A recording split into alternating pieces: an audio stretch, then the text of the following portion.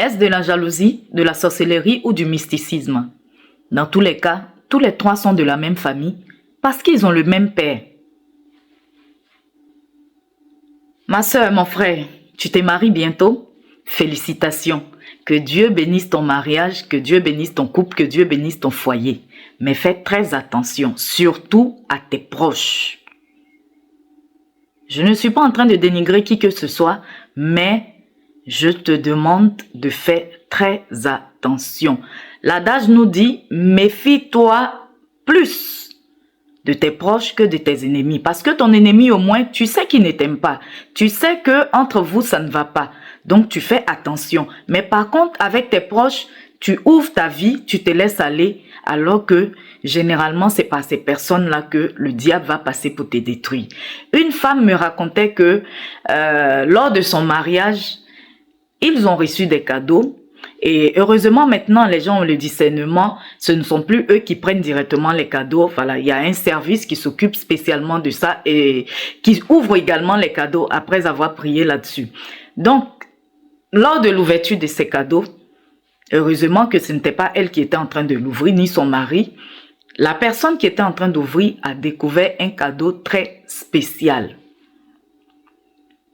Un cadeau dans lequel il y avait un pagne très bien plié et au milieu de ce pagne, il y avait des cotons hygiéniques, je peux dire ça, les trucs des femmes pendant nos périodes menstruelles qui avaient déjà été utilisés. Bon, je vais parler terre à terre. Dans ce pagne-là, il y avait les menstrues de la personne, les règles de la personne, les règles que la personne a faites, la femme, ce qu'elle a fait. Elle a mis ces menstrues-là dans le pagne pour aller faire comme cadeau à la mariée ou au marié, je ne sais pas, mais je pense que c'est une femme parce que les hommes, ils ne passent pas de règles.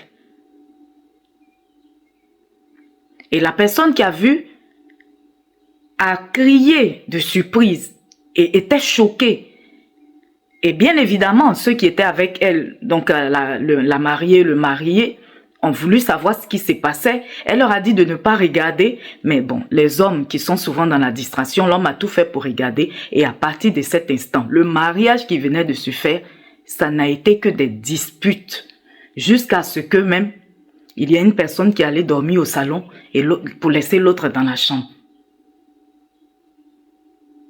Il y a quelqu'un aussi qui me racontait qu'il y avait eu un autre cadeau où c'était des sels. C-A-C, C-A-C. Il faut lire le mot. Qui ont été donnés aux mariés. Et ça, je vous parle des personnes, c'était à l'église, des personnes chrétiennes.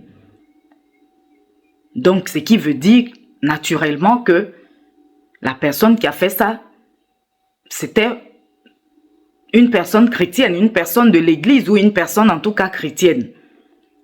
Une de ses connaissances ou bien même sa CP. Quelqu'un certainement qui était très proche d'elle.